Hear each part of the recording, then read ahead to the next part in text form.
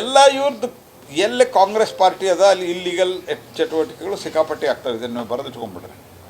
ಒಂಥರ ಇಲ್ಲಿಗಲ್ ಚಟುವಟಿಕೆ ಮಾಡೋರಿಗೆ, ಕಾನೂನು ವಿರೋಧಿ ಕೃತ್ಯ ನಡೆಸೋರಿಗೆ, ಕ್ರಿಮಿನಲ್ಸ್ಗಳಿಗೆ ಸ್ವರ್ಗದ ಬಾಗಿಲು ತೆಗೆದಂತೆ ಕಾಂಗ್ರೆಸ್ ಪಾರ್ಟಿ ಬಂದರು. ಇದು ಯಾವಾಗಲೂ ಇದು ಈಗ ಅಂತಲ್ಲ, ನೀವು ಹಿಂದಿಂದು ಅನುಭವ ನೋಡ್ರಿ. ನೀವು I am not making just A political statement.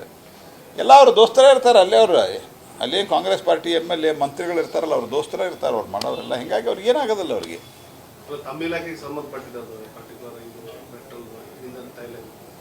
Petrol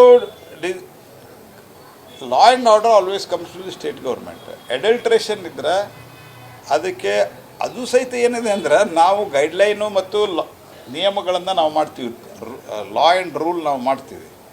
implement legal ಮೆಟ್ರಾಲಜಿಯಿಂದ ಆಗ್ತದೆ. ಲೀಗಲ್ ಮೆಟ್ರಾಲಜಿ ಡಿಪಾರ್ಟ್ಮೆಂಟ್ ಇಲ್ಲಿನ ಅಧಿಕಾರಿಗಳು ಕರ್ನಾಟಕ ರಾಜ್ಯದ ಅಂಟು ಕೆಲಸ ಮಾಡ್ತಾರೆ. ನಾವು ಭಾಳ ಆದರೆ ಅವರಿಗೆ ಇಡೀ ರಾಜ್ಯಾದ್ಯಂತದಲ್ಲಿ ನಿಮ್ಮ ಕಾನೂನುಗಳ ಪಾಲನೆ ಸರಿ ಆಗ್ತಾ ಇಲ್ಲ ಅಂತ ಹೇಳ್ಬೋದು. ಈಗ ಇಲ್ಲಿ ಮೊದಲು ಅವ್ರಿಗೆ ವೇಟ್ ಆ್ಯಂಡ್ ಮೆಜರ್ ಇನ್ಸ್ಪೆಕ್ಟರ್ ಅಂತ ಕರಿತಾಯಿದ್ರು, ಈಗ ಲೀಗಲ್ ಮೆಟ್ರಾಲಜಿ ಆಫೀಸರ್ ಅಂತ ಕರೀತಾರೆ. ಅವರೆಲ್ಲ ರಾಜ್ಯ ಸರ್ಕಾರದ ಅಂಡರ್ ಕೆಲಸ ಮಾಡ್ತಾರೆ. ಕನ್ಸ್ಯೂಮರ್ ಕಂಪ್ಲೇಂಟ್ ಇದ್ರೆ ಆವಾಗ ಅದು it comes to us. National ಹೆಲ್ಪ್ಲೈನ್ಗೆ ಯಾರಾದರೂ ಅಡಲ್ಟ್ರೇಷನ್ ಅದ ಅಂಥೇಳಿ ಕೊಟ್ಟರೆ ಅದನ್ನು ದ್ಯಾಟ್ ವಿ ವಿಲ್ ವೆರಿಫೈ.